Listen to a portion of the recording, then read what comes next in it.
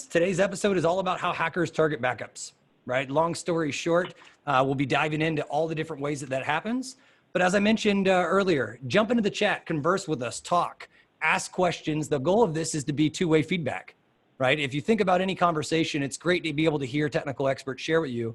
But Ryan and I are both here today to be able to answer questions live, tell you what we're seeing. And obviously between our two organizations, we get to see a lot of data.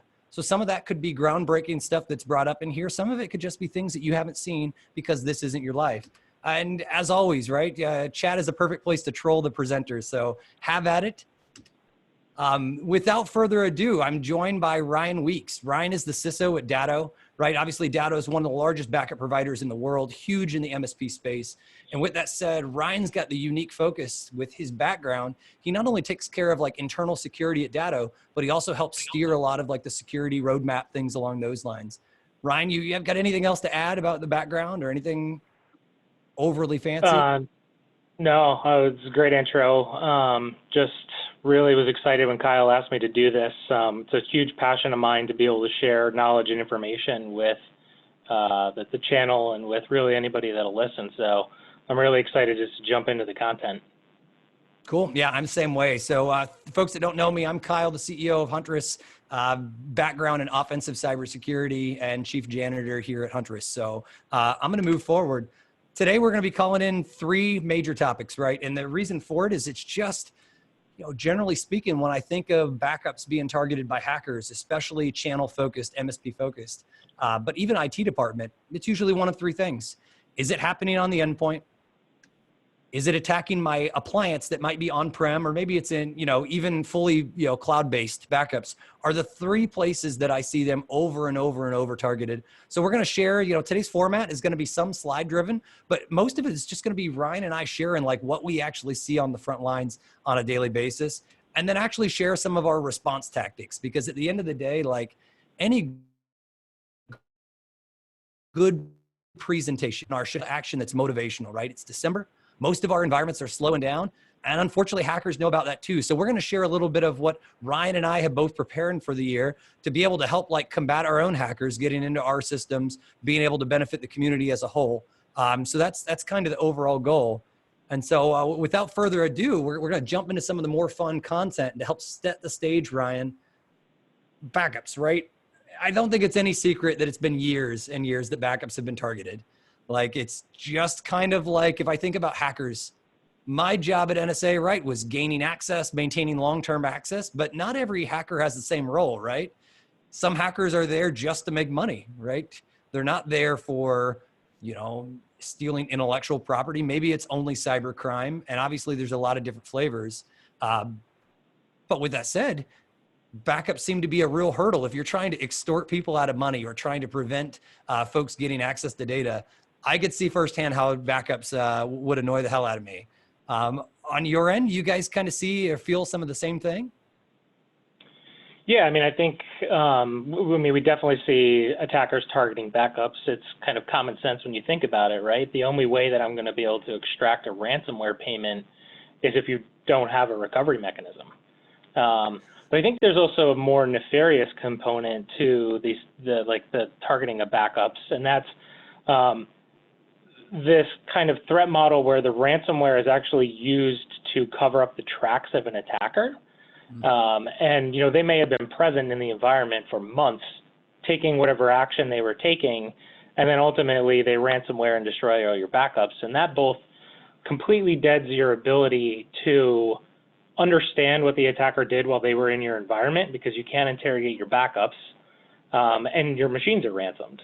So I think there's a kind of two sides to that, right? You can view it as like they purely delete it so to kind of neutralize your recovery capability, or they're deleting them to kind of stifle your ability to understand what they did. It's kind of like this concept a few years ago where attackers would DDoS a website and the entire incident response team would go and like respond to the DDoS, but meantime, like they're coming in through a pinhole over here and you got no one looking for that. And so this is a very interesting kind of landscape where the attackers are targeting backups with a few different objectives in mind, depending on what their ultimate end goal is. But certainly whenever they're dropping ransomware, the goal is to get paid no matter what, even if it was to cover up something else and then get paid again after they've sold all the data that they stole from you. So definitely a very interesting experience. I have a question for you, Kyle. Oh, go. Do you remember the first time that you read about or heard about a company's backups being destroyed? I can think of, way before it was called ransomware, right? And there wasn't this like, let's just get paid. I 110% remember like late 90s. I think it was usually Windows.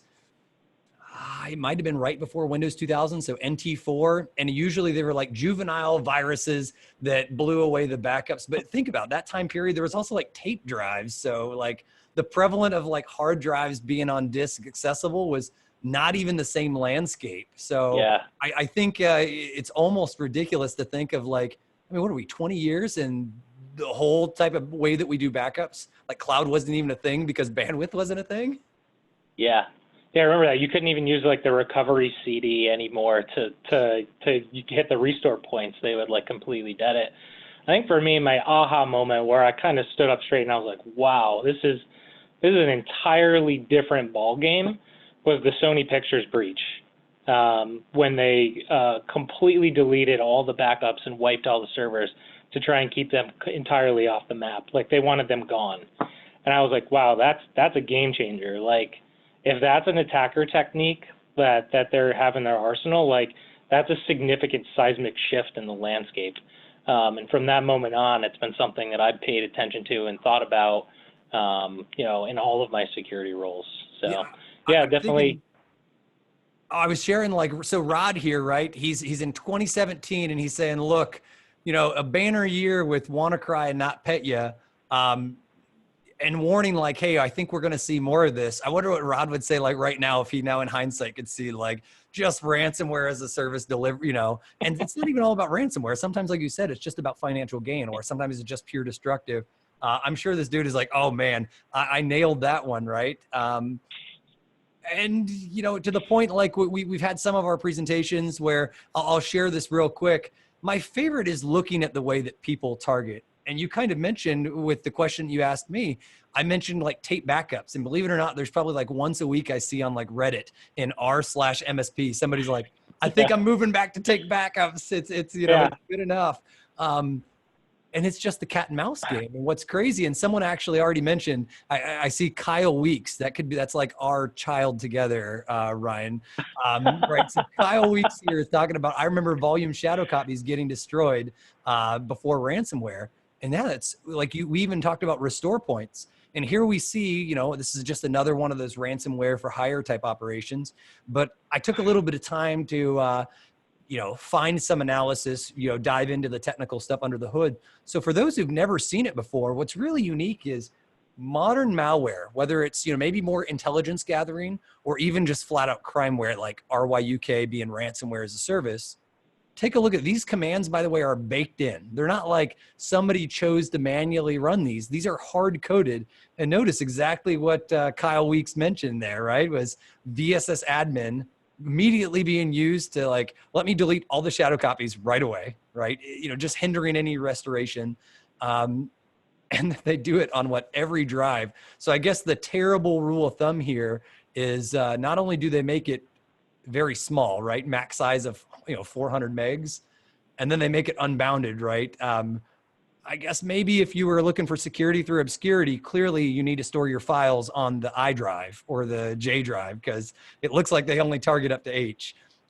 Please don't follow that terrible, guidance there. That's obviously terrible there. But then they go as far as like deleting the actual shadow copies. But then they go back to some of this technique that I'll highlight here at my mouse, right? The good old fashioned built-in delete/S, which is just a recursive, find more or less, or silently delete these things. And they more or less walk directories over and over and over, right? Someone made a comment in there, stored on the emoji drive or the Wingdings font drive. Clearly that's what we need to do now, right? Yeah, it is ridiculous. I mean, it will break their automation. And I think the point is that this is automation, right?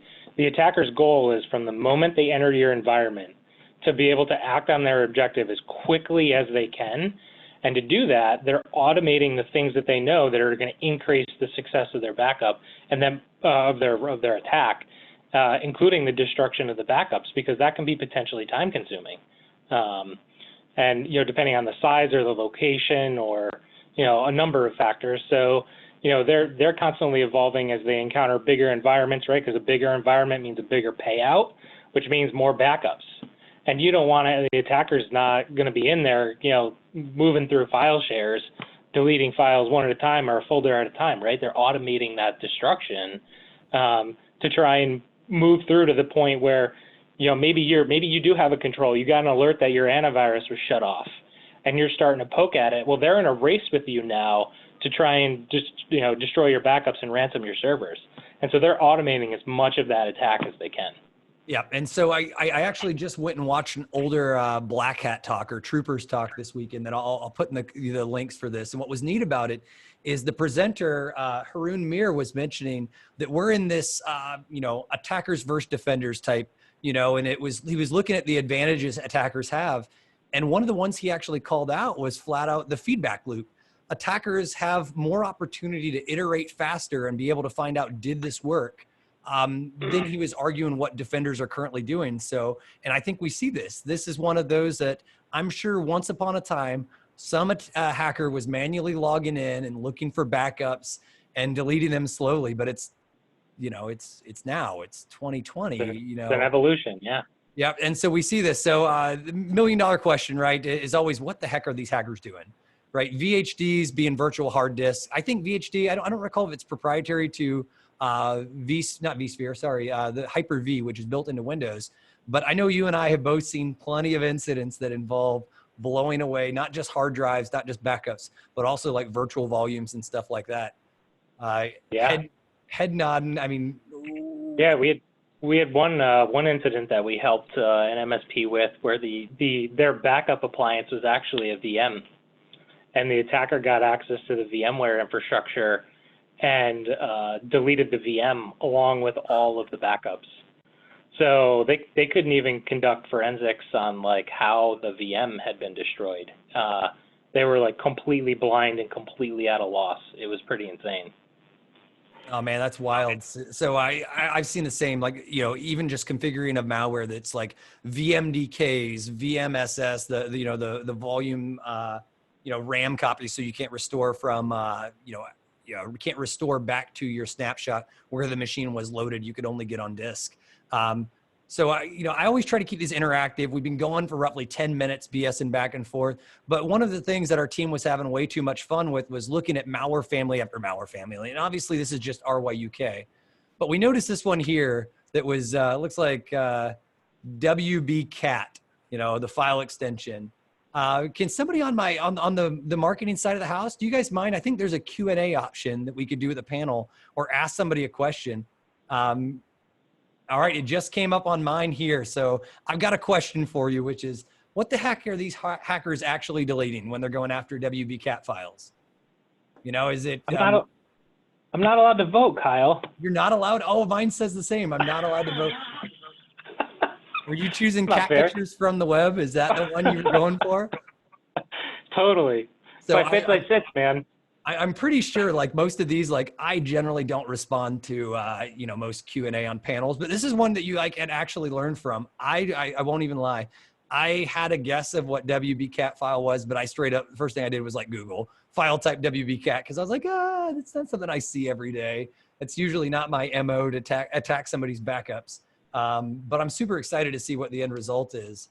I'm going to assume CAT stands for catalog. That's a super common term there.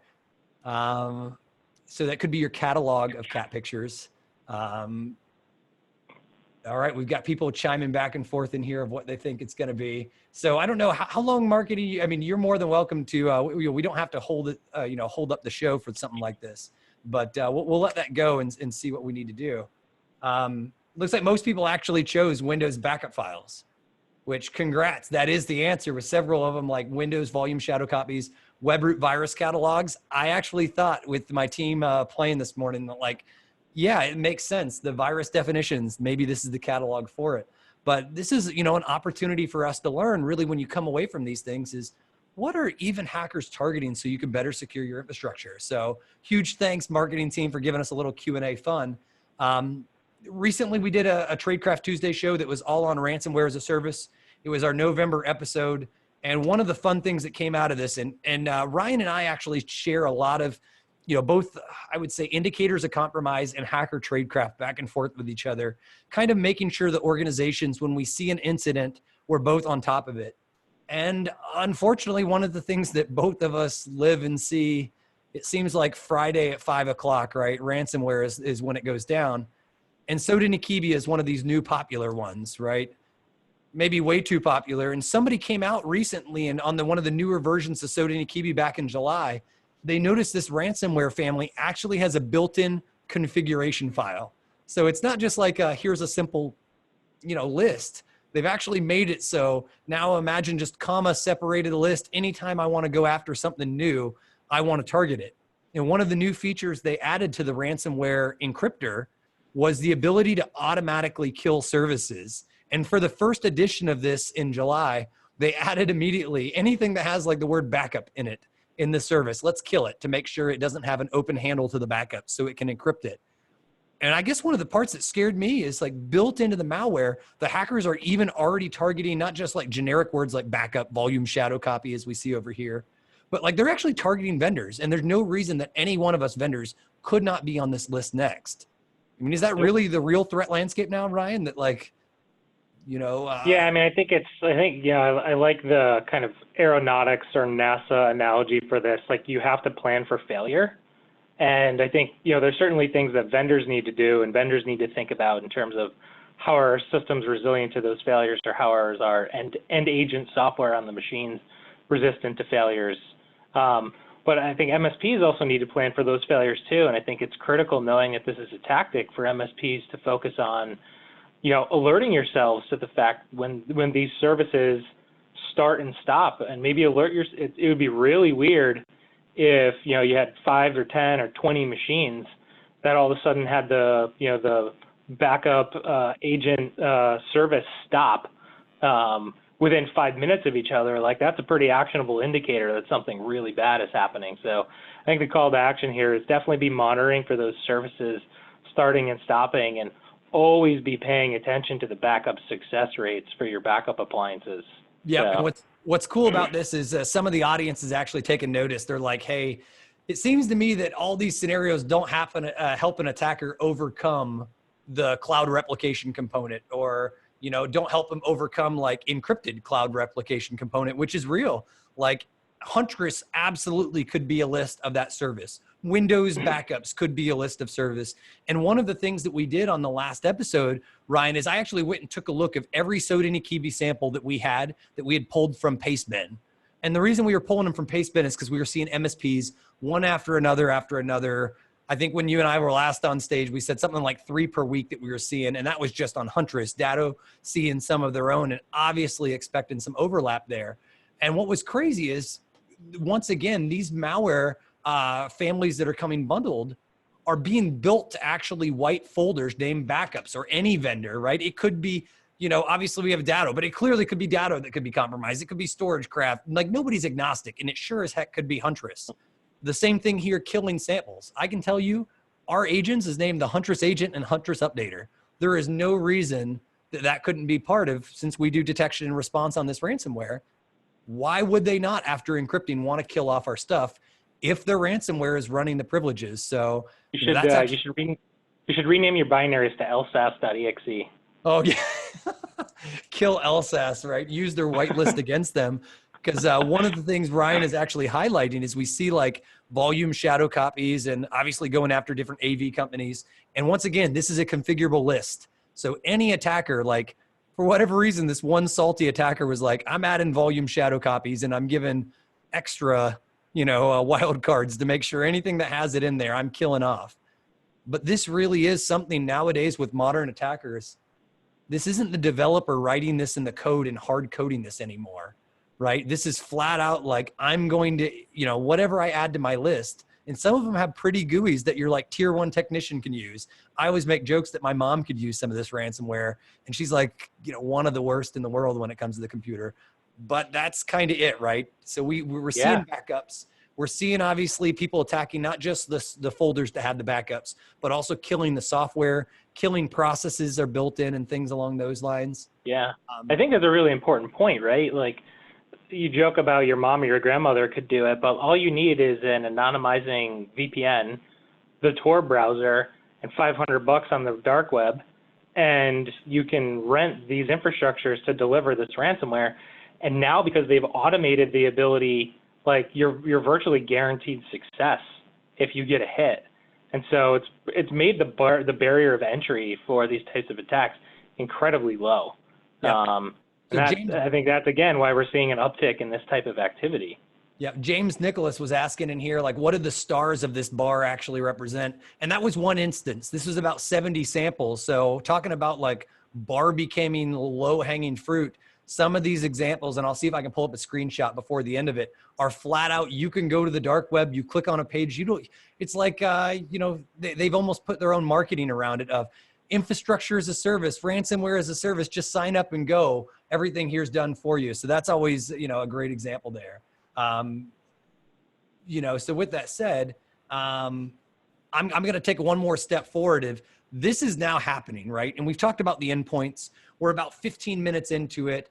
And one of the things that really drives me insane is, these articles, right? This one's February, earlier this year, used Sony, which is a great case. Saudi Aramco was the one that had the Shamoon wiper, that its whole job was just not only backups, it was wipe everything, right? Sony was anything that was affiliated with that, North Korean movie. It was, let's delete it all. But like some of these, like this is even a privacy company, right? VFE or VF emails is there a secure, like anonymous email, private email system. And the long story short is the hackers came in there and they destroyed, I think they said 20 years worth of data. And one of the moments that really killed me, right, is that, this quote, right? This is the sound I got to imagine of crushed souls when you have to put out a statement of every file server is lost, every backup server is lost, everything is lost is how it ended. So obviously we got to change things up a little bit, right? We got to not only store stuff, backups on the endpoints only go so far. If the attacker can move laterally to backups, how does it work? And someone just said, they don't have backups, cloud-based offsite backups, which is kind of a perfect tee up for us talking a little bit about these appliances and cloud backups. So Ryan, I obviously don't live in the world of appliances, cloud backups, don't know the ins and outs like you. Can you maybe set the tone real quick of the difference between like on-prem appliance, cloud backups, just in case we got anybody that doesn't, live this as well? Yeah, so the idea behind a cloud-based backup is that it's an immutable object, right? We talked about this idea that like, we're going to go back to tape backups because tape backups immutable and it would be difficult to destroy, right? So the idea of a cloud copy or several copies of that backup in the cloud gives you a sense of the immutable nature of that backup. Even if they can delete the backup locally in the network or in the environment, there's still going to be a copy in the cloud. The challenge with a lot of these different solutions that have cloud-based backups is for various different reasons, whether it's privacy, regulatory, compliance, contractual, what have you, there needs to be an ability for the MSP or for the end customer to manage their recovery points in the cloud. And a lot of different backup vendors do that in different ways. Unfortunately, the attackers know this. And so they'll attempt to delete your backups locally and then also attempt to use whatever the vendor's functionality is to delete those restore points that they need to because they have compliance requirements to allow for that functionality to exist. And so that's how attackers generally go about trying to completely destroy offsite backups. Most of these vendors should have a solution in place that prevents the replication or really the success of a malicious delete from occurring to begin with. Datto has that in place. So my call to action there is if you are using a backup provider that does have a cloud component, you should be getting on the phone with them and you should be asking them what they're doing in order to make sure that if an attacker does try to exercise the ability to destroy a cloud recovery point using whatever functionality exists, ask them what they're doing to protect that from a malicious deletion action, or what types of security controls or processes they have around that data. Yeah, you're definitely stealing some of that thunder for sure, but I was going to make a call to action here just because it's so darn good. Rarely do I get to see, like, I'm so used to marketing being like thinly veiled sales pitch, not actually educational material. And one of the things that really excited me, Ryan, is you dropped this gem. And this was earlier this year. Obviously, it was during the summer of Soden, right? Soden Akibi was everywhere. We were seeing MSPs get hit left and right. And you kind of released this like open letter that was like, look, everything gets hit. You know, Huntress, you know, obviously we have people that shut down our product if they escalate to admin privs. Anybody could have this happen to. But one of the things that you actually did in this, let me zoom in just a little bit more. First, you called it out. It's been a wild year for MSPs and RMMs, but actually went on to actually describe each one of those things of, you know, what are the what are the platform's capabilities? How do these platforms work? How do they self-heal? How do they work to keep people out? Am I wrong? And I know this is, you know, not yours. I just pulled this, you know, completely off, off the cuff. But when I read this in the summer, what excited me about it is, to me, I looked at it as like anybody, IT department, MSP, et cetera. This almost was a recipe for me to go to any vendor and say, do you have these things in place to make sure I'm secure? And if you don't, sometimes that's cool. Sometimes you just accept the risk, because let's be real, not all of us are Fortune 500 enterprises spending $2 million a year. Is there anything you would suggest? And I guess I'll throw this link into chat. I didn't even think about that, but this is one of probably my favorite things in there. But is there any of these, you know, things I should highlight, since I've got it up on my screen and we're screen sharing right now? I mean, I think the biggest thing for me is like I think I actually wrote this along with our our team over at the RMM side of the house, because it was really important to me to kind of share what we're seeing with the community. And like I have a long history since I joined Datto of writing these kind of public open letters and giving them a sense for what we're doing. Because again, I think it's really impossible for you to understand your risk and what you're accepting if you're not having a conversation or you don't have some transparency. But we put this out because we were at the time announcing that we were going to require multi-factor authentication for all users of the Datto RMM platform. And we wanted to explain kind of what we were seeing, what we were doing, and why this was important. But this actually also transcends back into backup too, right? I've had similar articles written on this about backup appliances. And almost every single backup vendor at this point has a best practices document that details what MSPs should be doing or how they should be setting up or deploying or configuring those appliances in order to protect them from malicious deletions. And you know, we've done a lot of campaigning around our best practices document and trying to bring visibility to it, and the penetration of the adoption of those best practices when we measured them towards the end of the summer was pretty low. And it was kind of disheartening. And so we actually decided to kick it up a notch. And we've been starting to communicate the automatic enablement of some of our most key best practices, such as disabling the local web interface to your backup appliance on the network, right? And the reason we've been advocating for that is because really since the beginning of the summer, when we see attackers trying to attack backup appliances, generally they already have presence or persistence inside of the MSP or the end user network. And they've already compromised some sort of credential store, whether it's credentials in a browser, or they're reusing a password manager logged in session on a workstation that they've managed to gain access to read passwords, or IT documentation store which contains passwords. We've seen all of these things. Then they pivot to the appliance, log in, and then they attempt to delete the backups, right? And again, that's where we have mechanisms in place to kind of prevent that backup deletion from occurring in the vast majority of cases.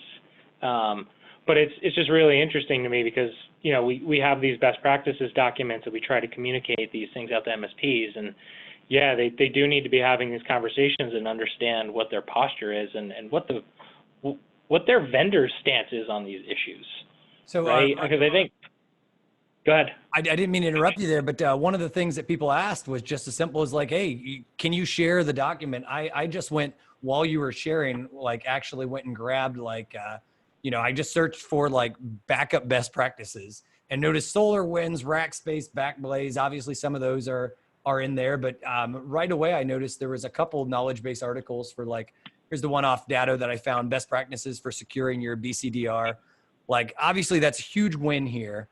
But I think I was going to just mention with Ryan, like it's one thing to hear, right, from a sales team that's saying, please do this to your backups and this, that, and the other. The difference is Ryan and I all day, every day get to see the results of people not doing this. So, I was always looking for one. This is last night. So it's probably been about 24 hours now. Anybody who knows me knows I'm terrible about slides. I usually build them like an hour before my presentation. This being no different, by the way.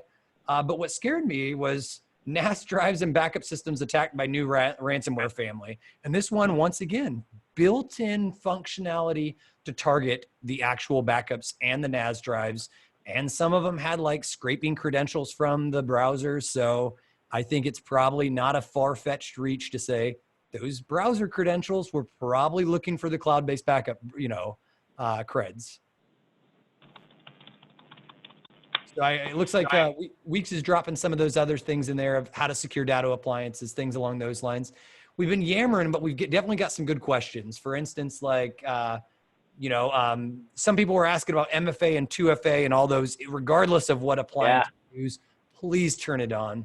Please enable them. Obviously, not all two-factor is created equally. That's something that Ryan and I are both passionate about. Ryan, and there's a question here about improving it at Datto.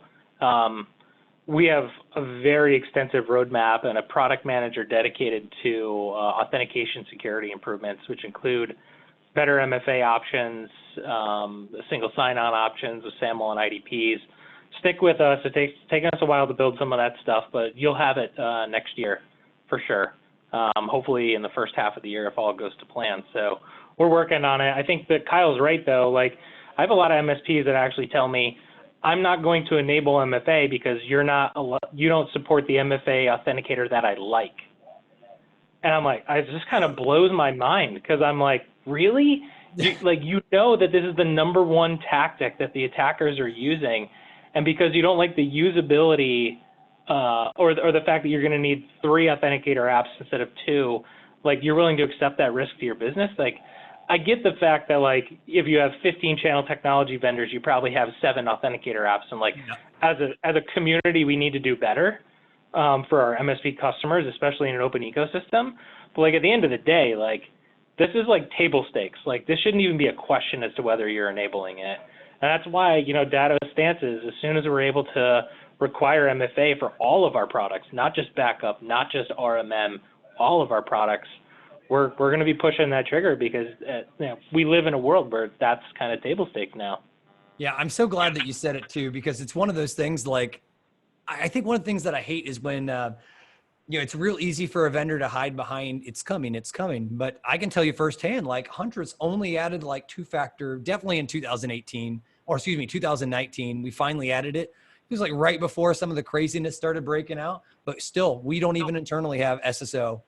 That's me arguing against myself, but sometimes to do something right, it's hard, but please keep on it. Like, for the audience, me giving you feedback, keep on your vendors. People listen to who's the buyer, right? And sometimes your vendors are going to come out and say, hey, all we can do is work as fast as their engineering team.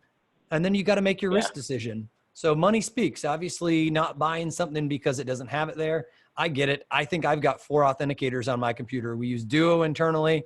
I got to use my, I've got one from Google's authenticator, and I know I've got the Microsoft one because it does a push notification to me. So I guess maybe I only have 3, but it's still not convenient. Totally get it there. We did get an awesome question though, Weeks, that came in and said, hey, I get that it's supposed to be impossible to delete backups from the cloud providers, but is it really that bulletproof? And you and I have both seen, and you've got access to the information in the back end. When somebody's authenticating to your cloud, are you guys really seeing mass amounts of like brute forcing coming through? Or is it usually, I fished my way in?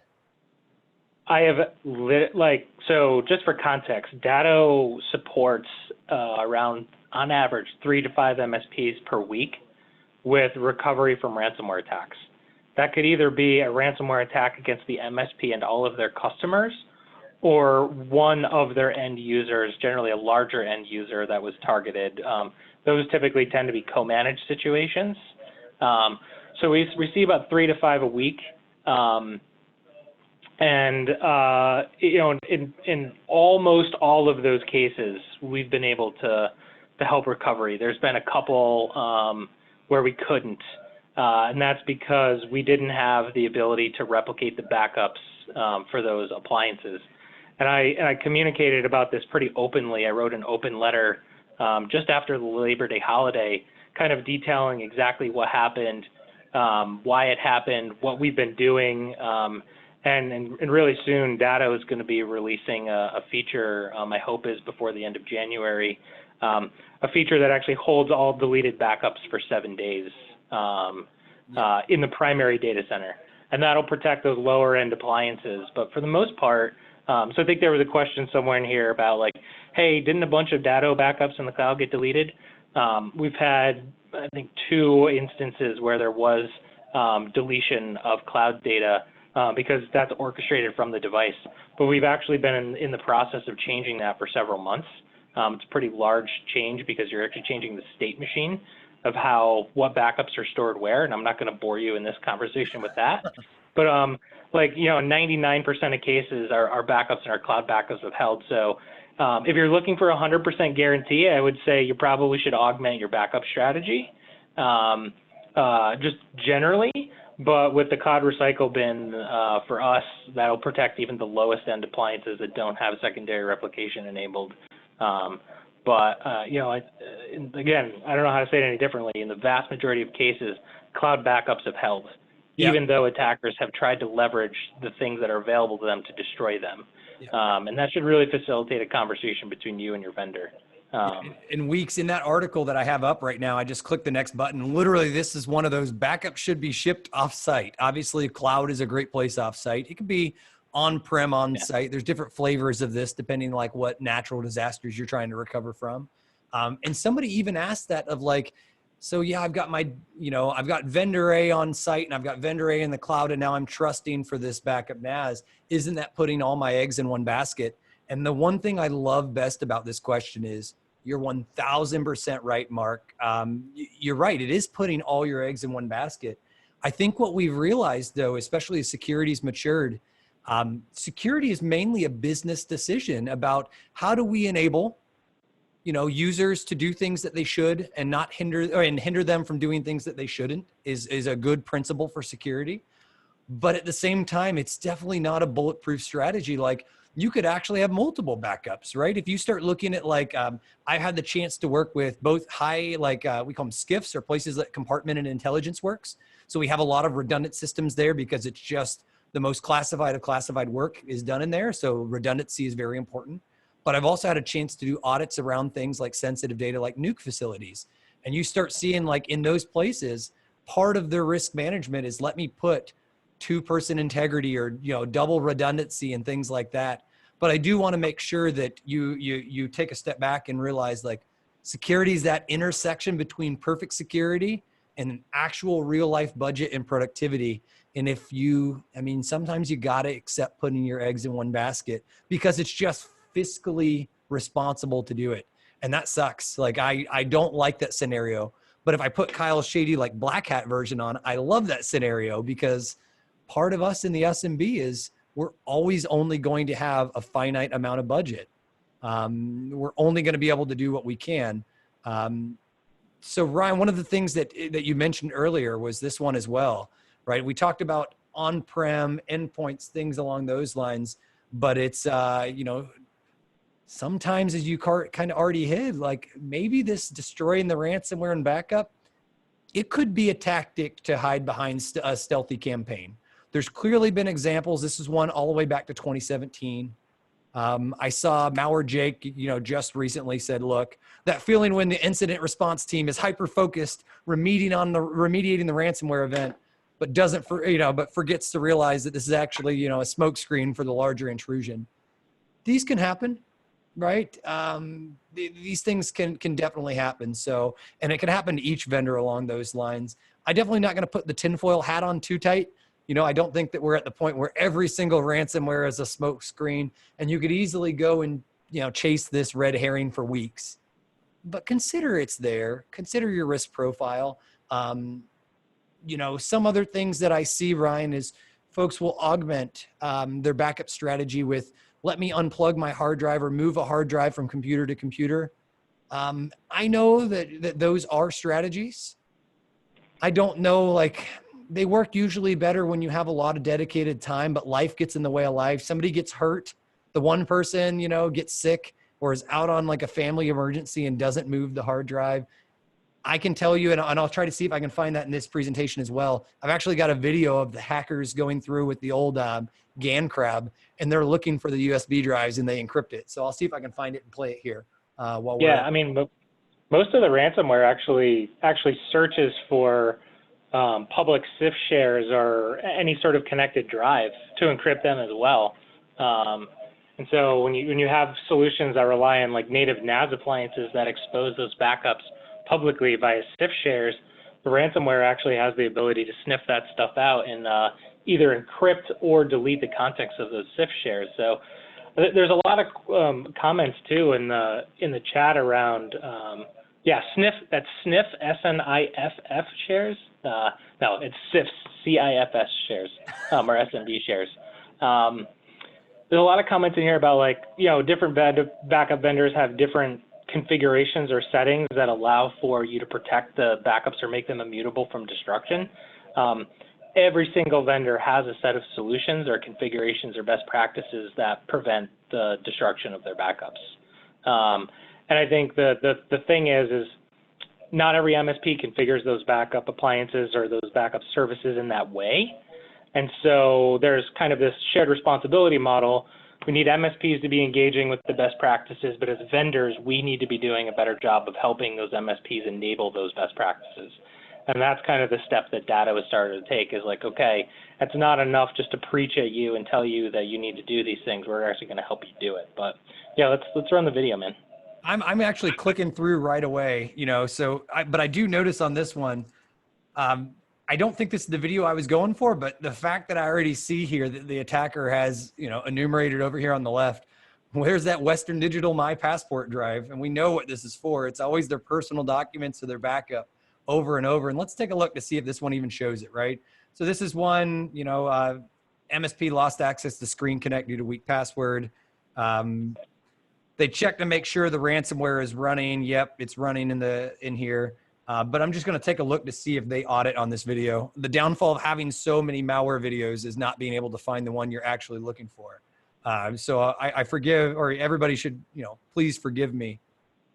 Oh, so they did. They went to a network drive on here to make sure they were getting stuff like birth certificates and comics and I don't know, my Batman sound bites, it looks like they took a look for. But that's a great example of these hackers are actually this is them using Screen Connect, actually going through here looking for these things. So I guess it's not an extreme example of of course they're going to look for backups. Why would they not? It's obviously a heck of a lot better if you automate it. But here's a good example of all the way back in whatever this was, May of 2019, I believe, of a hacker manually going through and doing these attacks, looking through the passwords, looking for backups, making sure they encrypted it. So anyways, didn't mean to go off topic here, but that's as close as I've got for winging it here on the fly. I mean, I think the point there though is right. There's really no strategy that's 100%. And so all things in security, you should layer your defenses or make a risk-based decision about what you're comfortable with. And that starts with having a conversation with your primary vendor and then determining if you want to augment their solution with an additional, maybe build your own kind of free NAS type situation in the background. And we definitely have MSPs where the end customers of the MSP had multiple backup strategies in place and the attacker only destroyed one. I think the attackers are not yet used to seeing an environment that has layered backup and disaster recovery solutions in place. again, I wouldn't go say do that because, they might get wise to that tactic and then modify their tactics as well. And now you're out time and expense and money. But just an interesting kind of observation from what we've been seeing is that generally when there's multiple backups in play, the MSP is almost always able to recover. That's super cool. And I appreciate that insider perspective there for sure. Some of the last bit, right, we're on this response tactics, right, where you and I are not the type of guys to stand by idle. Like, we are the cat and mouse game. And when the cat wins, right, and I like to think of me as the cat, not them as predator. Like, when the mouse steals my cheese, I'm on the offense, right? I'm not going to settle for them, getting by me. And I know you and I are cut from that very same, like, yeah, look, we're not going to stand by idle and just let them, like, continue winning. So Ryan and I, definitely. for those that don't get to see this stuff, we actually share a whole lot of these. What are we seeing in the wild? Even down from like simple things like IPs used for, hey, this IP was used to log in. One thing that you should expect, and I think we're starting to see more of this with like MSP ISAC coming up and having this information sharing where MSPs are sharing data with MSPs and vendors, vice versa, and this collaborative effort. Is we're able to actually see, like, you know what, somebody brute forced me and logged into my machine from this set of IPs. And that type of thing, we can actually use some of that information to say, you know what, maybe we'll black hole that. As a vendor, I can choose to black hole an IP. It's never that easy, by the way. It's just like those geographical or geography blocks on your firewall where you're like, I'm going to block all of Russia. And immediately somebody in Russia opens a VPN in the US and is around it.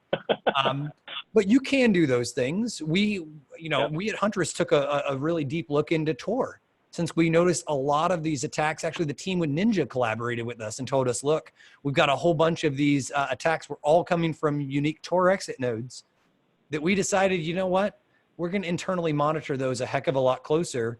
And maybe one of our end goals is at Huntress, we decide, you know what, there's really no real use for an IT department logging in from Tor. Maybe we'll just block that entirely. Ryan, Datto, we did that. Yeah, we don't allow logins from Tor infrastructure anymore. For a while, we were just monitoring for it, and what we were seeing is generally you'd see a login to a platform, an IT platform, that's going to be used as part of the attack 2 to 3, maybe 4 days prior to the actual ransom event.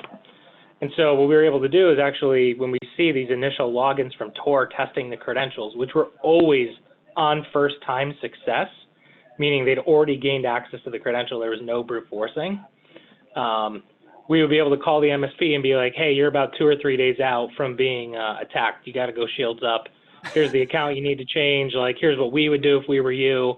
And eventually we were like, let's just start blocking it and then create an alert in the platform that gets emailed to the MSP that says, hey, someone tried to log in from a very suspect IP address. And ever since we did that, we've had multiple MSPs that have like forwarded me the email and said like, this literally saved my bacon. Like I had no idea that we were being targeted until I got this email. So I think Tor monitoring an absolute must. You should be asking your vendors if they're doing it, how they're doing it, how they'll alert you to the activity. And if your existing technology stack inside of your MSP environment, your firewalls or whatever your networking stack is, understanding if they have the ability to consume these Tor exit node lists and programmatically block them, it's not going to stop the attacker because they're just going to pivot to another anonymizing proxy infrastructure to try and facilitate the attack. But what it gives you is a point of detection to know that there is a pending attack against you and gives you some time to prep and maybe do some things to make your backups immutable or whatever it is that you need to do or feel that you need to do to kind of prepare for that. But the Tor node thing has been huge for us. That was like one of the early things that we did as soon as we started seeing this increased activity against MSPs. So actually, Rick just asked a question for us and said, how the heck do I do that in real life? And I haven't found a one-stop shop for all the Tor exit nodes. And I just threw it there in chat. That was one of the places that I used, but I've actually found attacker IPs coming from Tor exit nodes that weren't these. There are several lists. Keep in mind, some of these lists only allow you to view the list once a day because, I don't know, fear of bandwidth. It's 2020 and they can't put it in Azure or AWS. I don't know why they limit from rates. But I'll throw in a couple of the lists that I know that we use here internally. One of them, before you just go and click this, one of them is from dan.me.uk. And I know for sure his master list is you could only visit it once per day. So let me throw those together real quick in the chat. And if Ryan, if you've got any hotness along those lines, feel free to throw it as well. I'm just trying to make sure I'm doing some simple housekeeping here. No, we actually found the Dan list to be one of the most comprehensive, and so that's the one that we kind of key off of. I think, you know, the idea is some UTM firewalls will actually just be able to take in a URL. As long as the output of when they go to that URL is a comma separated list or some sort of delimited list, they're able to consume those and shove them into objects which you can put in a rule in your firewall that says block this, or block anything from this kind of list that I've chosen to monitor for. But you know, and other people just shove that stuff into the firewall using APIs. They create like a known bad group and apply that to an ACL. And then daily, they'll just cron a script that grabs the list of IP addresses, nukes the object group, and then imports the latest list using the API of the networking appliance. So, you know, that's how you do it in reality. And it's a little bit of time. It'll probably take your tech an hour or two of work. But once it's done and it's up and it's continuously working, it's a great early indicator that you might be subject to an attack. But again, just be aware that Tor is not the only anonymizing infrastructure that can be used. And as the attackers listen to Kyle and I talk about this, they'll be actively thinking about changing their tactics. Yeah. So why not use AWS? Why not use? And that's a heck of a lot harder. Are you honestly going to go block the AWS? I mean, that's kind of where we're at. The new is, how do you use trusted infrastructure to deceive MSPs? Like, that's the constant every single day. This is one of those things. On our next episode of Tradecraft Tuesday, which is next Tuesday, we're going to be covering how attackers are enumerating your networks internally, externally, and how these skills are there. So we're going to be diving into a little bit of this too, for anybody that's, you know, obviously my shameful plug, not shameless, full of shame, but it's another one of these that it's pure, you know, conversation if you've never attended before. There's other stuff, like some folks are actually saying, hey, someone should set up a DNS blacklist for Tor exit nodes. You're 100% right. There are some of these resources where sometimes you just got to maintain it yourself. Don't get me wrong. I would love to say all vendors are going to have all the right answers, but agility of IT departments is going to be key. Even creating your own or working with a group of MSPs. So I've got a controversial question for you, Ryan. You threw right at me in the beginning and said, look, Kyle, you know, when's the first time you saw it and had to make me share how crusty and old I am? I tend to say stuff. I wear a lot of my emotions on my sleeve, especially online. And one of them that I threw up before, and this is directly in regards to one of our Q&A questions that somebody had that said, look, and get backups are great, but why not just find it while the encryption's happening? So I'm going to be the one that goes out on the limb and say, I have on record since July of 2016 said, look, if I'm writing your ransomware, you know, as Kyle or my co-founders, if you're asking me that you're going to create a preventative product to be able to find me, I'm telling you, me as an attacker, I'm going to get around it every single day of the week. And then Absolutely. I, you know, my mic drop, and I said, solid backups are the only actual answer. Being somebody who's not involved, I don't sell backups. I don't have stock in backups. Am I right? Am I wrong? Is there somewhere in between? No, I mean, at the end of the day, right, the backup occurs because you're either using built-in operating system functionality or some software that you put on top of it, right? And if backups were, I think you can equate this to antivirus, right? Almost every single attacker defeats antivirus. It's the same set of tactics they use to defeat the backup agents, right? Shutting off the services, killing key files, all sorts of different kind of tactics to work around this stuff.